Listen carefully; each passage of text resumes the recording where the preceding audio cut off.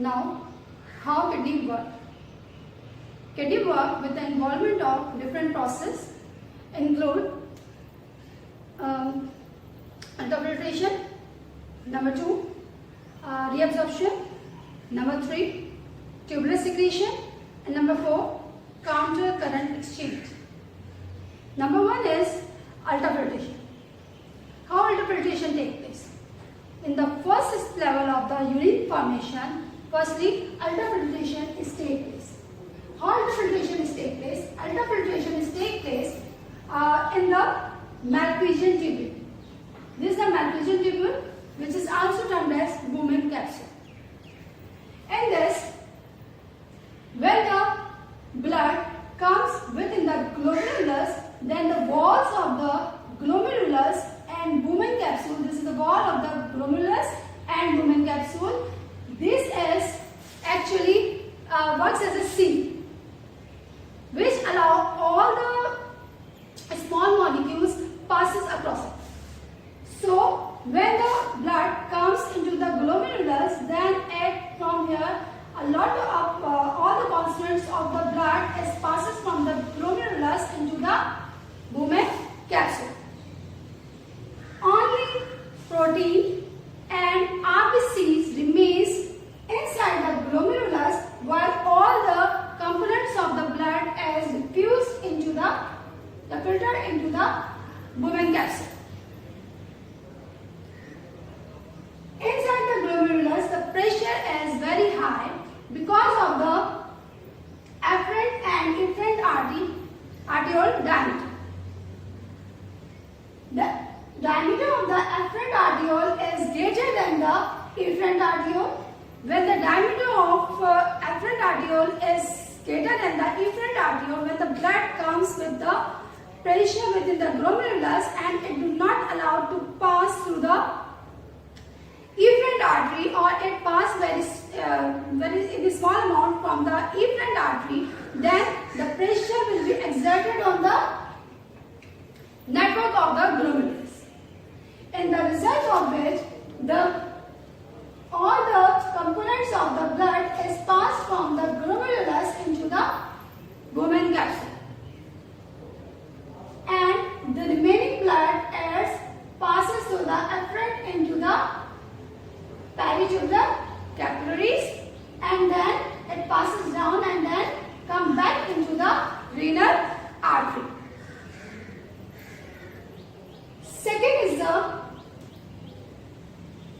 process which is termed as reabsorption. When all the components except protein and RBCs remains inside the blood and all the components comes into the filtrate of the glomerulus, then in this portion, proximal convoluted tubule, these all the components goes back into the blood, includes glucose, amino acid, water, and some salts. These all components are diffused out from the glomerulus filtrate into the surrounding capillaries, peritubular capillaries, and bring back to the blood circulation. While other nitrogenous substance, urea, uric acid, ammonia, or creatinine remains within the filtrate as well as some amount of water. After passing through the proximal convoluted tubule, this filtrate, glomerulus filtrate, passes down into the long tube which is termed as loop of Henle. When the filtrate passes down from the loop of Henle, then this membrane is permeable for the water and sodium ion. So water and sodium ion reabsorb back within the interstitial fluid of the capillaries, and the medium of the filtrate becomes hypertonic because of the large amount of solute which cannot come out from the tube. It passes down to the loop of Henle and then it comes into the ascending.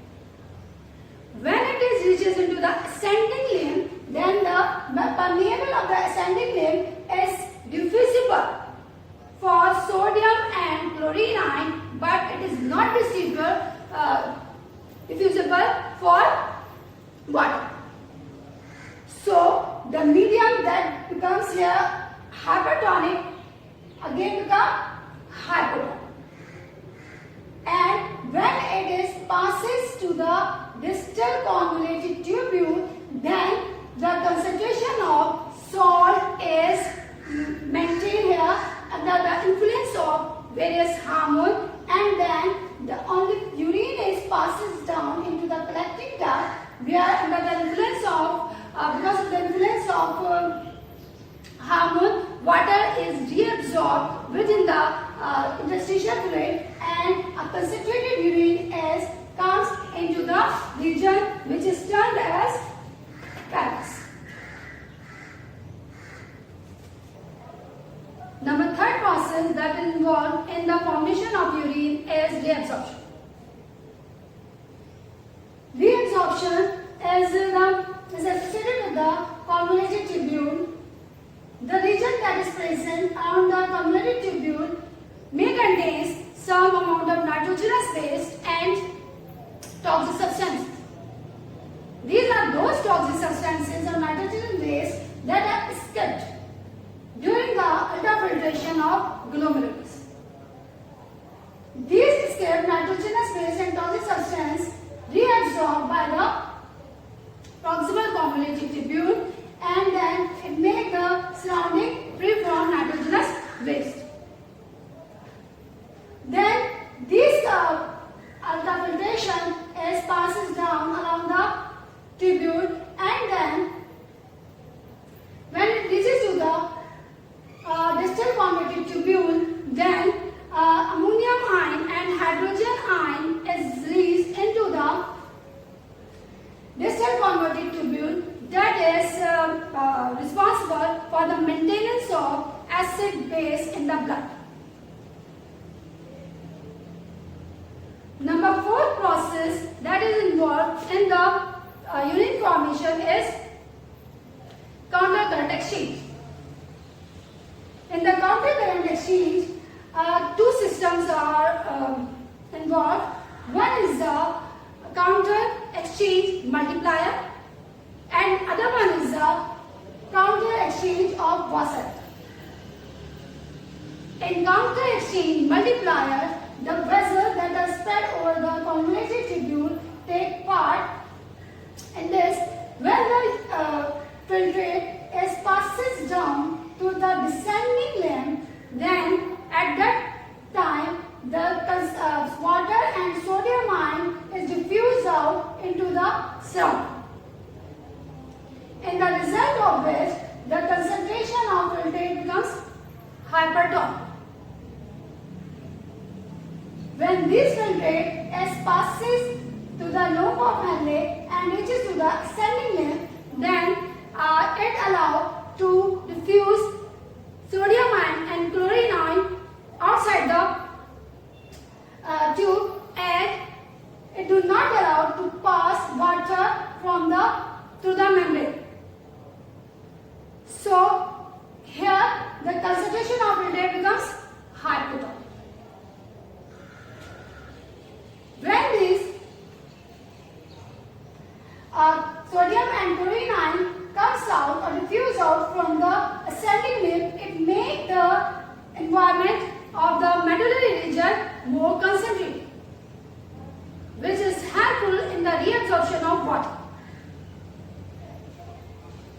While this ion then again enters inside the descending tubule, and in the result the concentration of solute remains constant in the medullary region. Because of the higher concentration of sodium and calcium ion in the medullary region, it makes the nephron more efficient for the reabsorption of water, and about 90% of water is reabsorbed in that area. And concentrated urine is passed out from the body. In the formation of urine, hormones play an important role. There are 3 hormones that take part in formation of urine. One is the antidiuretic hormone, which is secreted by posterior pituitary gland and also termed as vasopressin. It helps to increase osmotic pressure, in the result of which it increases reabsorption of water, and in the result the urine becomes more concentrated. Antidiuretic hormone is released in dehydrated form of the body, and the body becomes it keeps the body in balanced condition and keep away from the dehydration. Another hormone that is involved in the formation of urine is aldosterone and parathyroid. Aldosterone is secreted by the gland that is present on the top of the kidney, which is termed as adrenal gland, which take part in the absorption of sodium ion. While path hormone is released by the parathyroid gland and it helps in the reabsorption of calcium ion. In this way, the urine is formed and a concentrated urine is released out from the body, and by the controlling of these ions remains in balance in the medullary region. There are 2 types of nephrons are present in the kidney. One is the cortical nephron, another one is the juxtamedullary nephron. Cortical nephrons are that type of nephron in which loop of Henle is very short,